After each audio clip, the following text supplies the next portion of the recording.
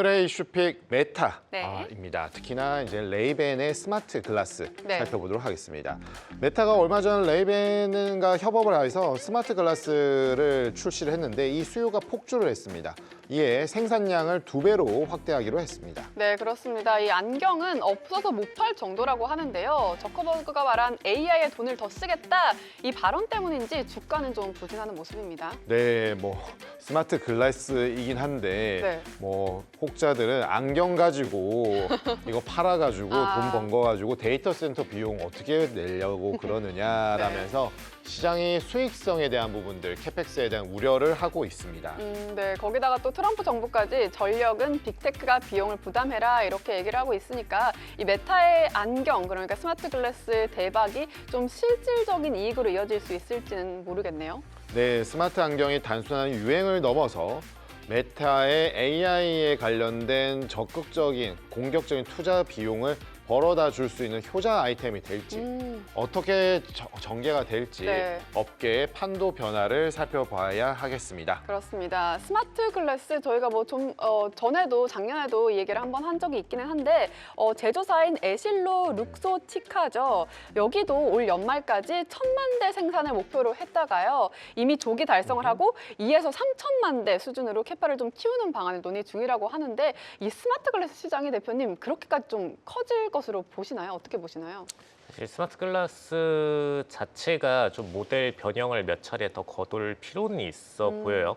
근데 어쨌든 이제 핵심적인 거는 기존 촬영 방식이나 이런 것들도 다 스마트 글라스 안에다가 넣어놔서 내장형으로 바꾸고 있고, 그다음에 디스플레잉 방식도 이전에 일방적인 이제 VR이나 3D 장치들 대비해서 이제 반투명 장치들로 다 바뀌어 나가고 있고, 이런 부분들을 볼 때 약간 그 일론 머스크가 아니죠, 그 아이언맨, 네, 아이언맨이 보여주던 그런 약간 굉장히 가벼운 AI형 착용감을 좀 보여주려는 모습으로 바뀌고 있는 것 같아요. 근데 네. 이런 방향성은 긍정적이긴 한데 이제 메타 입장에서의 기존 3D 네. 글라스의 방향성은 사실 정말 이제 메타버스를 구축하려던 게 원래는 메인이었는데 네. 이제 그런 방향성들을 약간 포기한 상황에서 이제 스마트 글라스의 출하량 부분이 좀 증가하는 상황이라서 약간 이제 기존 경영 기조와 살짝 지금 또 어긋나 버린 상태이긴 하거든요. 네. 근데 뭐 시점 차이는 있지만 저희 입장에서는 메타가 어쨌든 이 시장이 증가를 해줘야 이후에 AI에 대한 트래픽 증가도 가능하다라고 보고 있는 상태입니다. 근데 그 가장 큰 이유는 메타버스 자체가 저희는 항상 잘못 잡았다라고 얘기하진 않아요. 메타버스의 방향성이 문제가 되고 뭐 완전히 무슨 3D 시장 망한 것처럼 망할 시장이다라고 보기보다는 가장 핵심적으로 3D 분야 같은 경우에는, 그러니까 어쨌든 이제 가상현실이죠. 증강현실 분야 같은 가상현실 분야 같은 경우에는 핵심적으로 그걸 컨텐츠를 지속 공급을 해줄 수 있고 그 퀄리티가 현실 대비해서 적어도 90% 이상의 퀄리티를 보여줄 수 있는 네. 그런 컨텐츠들을 개인도 쉽게 만들 수 있는 상황이 돼야 됩니다. 그러니까 그게 제일 전제의 첫 번째예요. 컨텐츠의 부재와 퀄리티의 문제가 첫 번째로 문제됐기 때문에 3D 시장이 그동안에 못 컸던 거지, 이게 받쳐줄 수 있는 상황인 경우에 3D 시장은 다릅니다. 근데 그동안에 지금 빅테크들이 계속 해왔던 걸 보면 구글 글라스 때부터 대부분의 지금 3D 관련된 디바이스들이 다 망했었거든요. 근데 망했었던 가장 큰 이유는 이걸 공급할 만한 공급자들이 공급 단가 대비해서 매출 전환이 안 나오기 때문이 가장 큽니다. 근데 실질적으로 그걸 소비할 수 있는 소비층이 적은 상황에서 마치 얼리 어답터들을 대상으로만 판매를 해야 되는데 그거에 들어가는 기술력들은 압도적으로 큰 상황이다 보니까 이런 말도 안 되는 상황이 좀 발생했던 거고요. 예전에 그 애플에서 나온 거 뭐였죠? 네. XR인가요? 뭐 이렇게. 애플 비전 프로? 네, 뭐 이런 거 했는데 네. 그걸 얼리 어답터 분이 가지고 계신 분은 너무 막 황홀해하면서 너무 재밌어 하시는데 네네네. 주변에 있는 저희들은 다 저 왜 저러는 거야 막 이랬었거든요. 아니, 쓰고 있는 전에, 사람을 네. 보면 약간 좀 변태 같은 느낌이 나죠. 네. 저 뭐가 그렇게 좋다고 저렇게 웃긴 장면이 연출되지? 막 모르니까. 네. 그렇죠. 네. 근데 친구랑 얘기를 했는데 얼마 전에 이 스마트 네. 글라스에서 사실 저는 내가 과연 저걸 쓸까라는 생각을 했었는데 친구는 길치라고 뭔가 스마트 글라스가 이 내비게이션을 실시간으로 바로 이렇게 삭삭삭 알려주면 너무 좋을 것 같다라는 또 얘기도 하긴 하더라고요. 그래서 수요가 어떻게 될지는 모르겠는데 좀 어떻게 전망하시나요? 좀 인기가 많이 있을까요?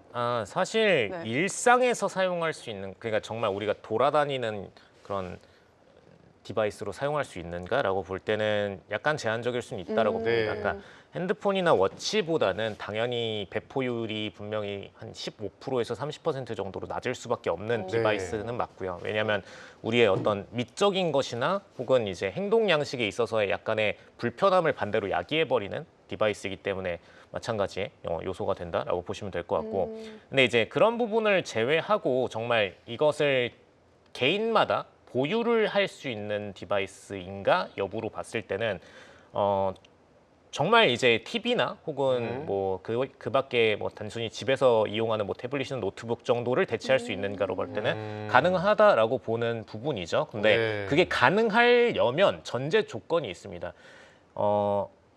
이제 넷플릭스 드라마 중에 삼체라고 있어요. 네, 알아요. 삼체에 보면은 이제 그 비전 같은 디바이스를 이렇게 쓰거든요. 네. 쓰고선 거기 가상현실 안에 들어가가지고 그쵸, 그쵸. 이제 현실과 좀 구분 안 되는 미래 기술을 도입해가지고 막 이렇게 체험을 하는데 그런 게 현실화가 돼야 돼요. 네, 그러니까 전제는 그런 고퀄리티의 디바이스가 아니라 적어도 우리의 눈에 들어오는 상황 자체는 고퀄리티로 만들어질 수 있어야 됩니다. 네. 그래서 이 수준이 만들어질 수 있다라면은 개인들은 압도적으로 높은 비중으로 TV를 버리고 그걸 택할 수도 있는 상황까지도 갈 수 있고요. 근데 그 퀄리티가 나오기 전까지는 사실 개인들 입장에서 정말 약간 얼리 어답터들 체험용으로만 사용하게 되는 상황이 되기 때문에 사실 그게 이제 상용화의 피벗 포인트 첫 번째인 것이고, 그 다음에 두 번째는 아까도 말씀드렸듯이 3D 컨텐츠를 개인도 만들어서 공급할 수 있는 상황이 되느냐. 근데 최근 들어서는 어쨌든 영상들을 개인도 이제 만들고는 있죠. 다 그냥 AI를 써가지고 프롬프트만으로 만들고 있는 상태이기 때문에 3D 컨텐츠를 만들 수 있는 상황은 적어도 2년 반 정도는 걸릴 거다라고 봅니다. 그래서 그러니까 결론은 메타는 2년 반은 이 분야에서는 그냥 돈을 계속 써야 되는 입장이라고 보시는 게 맞을 것 같아요. 되겠네요. 네. 그래서 메타- 이런저런 얘기들 속에서 네. 이 메타는 돈을 써야 된다. 네, 돈을 근데 메타에서 이제 네. AI가 좀 주가가 보여주고 있잖아요. AI 트렌드에서 뭔가 좀 뒤처진 느낌. 네, 그쵸. 메타버스 하다가 네. 속칭 삽질했다. 네. 뭐 이런 얘기들을 많이 하는데 네.